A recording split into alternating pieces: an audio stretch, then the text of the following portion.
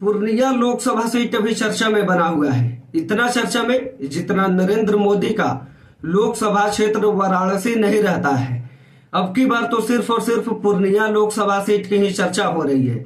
सारी कहानी आपको पता है कि पूर्णिया लोकसभा सीट के पीछे की कहानी क्या है। आपको थोड़ी सी कहानी बता देते हैं। जहां पप्पू यादव पूर्णिया में पिछले कुछ महीनों से खूब तैयारी कर रहे थे, खून पसीने से लेकर पैसा भी खूब बहा रहे थे।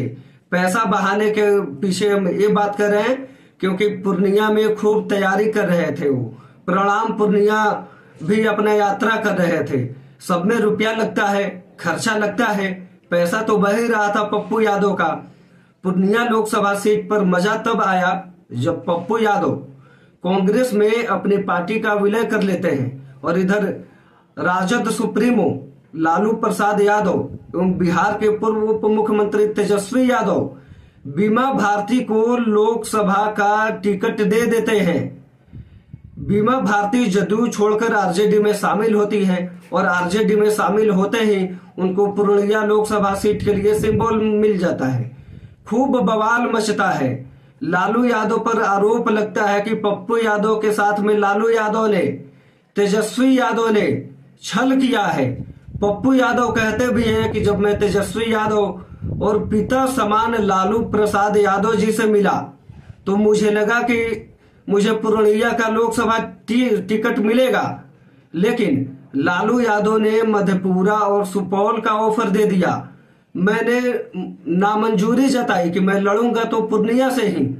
उसके बाद लालू प्रसाद यादव कहते हैं कि पूर्णिया तो कांग्रेस के खेमे में है, आप कांग्रेस से बात कीजिए।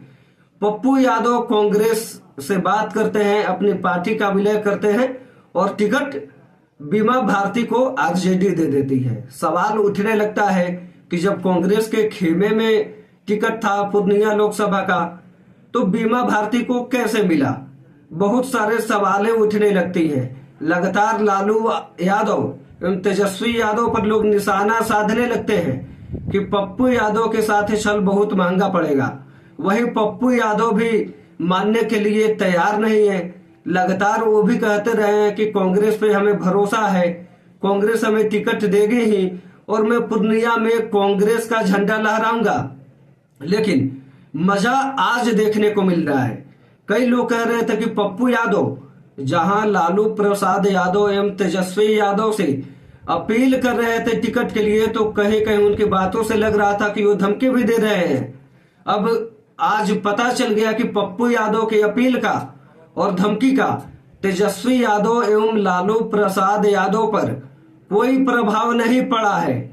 ऐसा हम इसलिए कह रहे हैं क्योंकि बीमा भारती का आज पूर्णिया में नामांकन था और नामांकन में बिहार के पूर्व उप मुख्यमंत्री तेजस्वी यादव पहुंच गए, साथ ही साथ राजद के कई कद्दावर नेता पहुंच गए, जिसके बाद वहां पे और खलबली मच गई है। अब चर्चा हो रहा है कि पप्पू यादव जो ये अपील कर रहे थे और सलाह दे रहे थे कि टिकट हमको चाहिए, टिकट हमको चाहिए, अब ना उनका वो अपील काम आया, ना उनका वो धमकी काम आया। तेजस्वी यादव पूर्णिया जाकर बीमा भारती का नामांकन करवा देते हैं। उसके साथ ही साथ सभा को संबोधित करते हुए कहते हैं कि एनडीए वालों ने देश को ठगा है, देश में बेरोजगारी फैलाई है, 400 पार का सपना देख रहे हैं, लेकिन अब की बार 400 पार होने वाला नहीं है। 2 करोड़ नौकरी की वादा किए थे, लेकिन 2 करोड़ नौकरी का पता ही नहीं चला। बीजेपी पर और निशाना साधते हुए कहते हैं कि अब की बार बिहार में 40 लोकसभा सीट जीतेंगे। एनडीए जो सपना देख रही है कि हम 40 लोकसभा सीट अब की बार जीत जाएंगे, तो एनडीए का सपना पूरा नहीं होगा। तेजस्वी यादव सभा को संबोधित करते हुए उक्त बातें बोलते हैं। अब क्या होगा पप्पू यादव का? पप्पू यादव ने तो घोषणा कर दिया है कि कल वो 4 अप्रैल को पूर्णिया में नामांकन करेंगे और नामांकन करने से पहले पप्पू यादव गहरी राजनीति वाला खेल खेल रहे हैं। वैसा खेल जो राजद ने या महागठबंधन ने या बीजेपी वालों ने सोचा नहीं था। पप्पू यादव नामांकन करने से पहले पूर्णिया के हरेक गांव में घूम रहे हैं, छोटे कद से लेकर बड़े कद के नेताओं से मिल रहे हैं और कह रहे हैं कि हमें तो पूर्णिया की जनता पहले ही आशीर्वाद दे चुकी है और पूर्णिया की जनता का हम भरोसा नहीं तोड़ेंगे। पूर्णिया लोकसभा सीट पर जीत दर्ज करेंगे। पप्पू यादव पूर्णिया घूम घूम कर जिस तरह से लोगों का आशीर्वाद ले रहे हैं, छोटे कद बड़े कद के नेताओं से मिल रहे हैं, तो अब चर्चा हो गया है कि पप्पू यादव ये खेल अचानक कैसे खेलने लगे।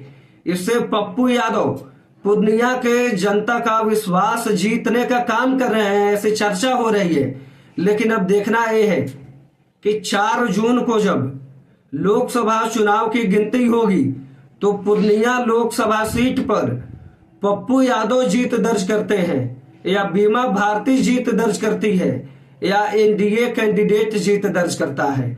बाकी आप सत्याग्रह लाइव देख रहे थे। वीडियो पे आपका क्या राय है कमेंट बॉक्स में साझा कीजिएगा। बहुत बहुत धन्यवाद।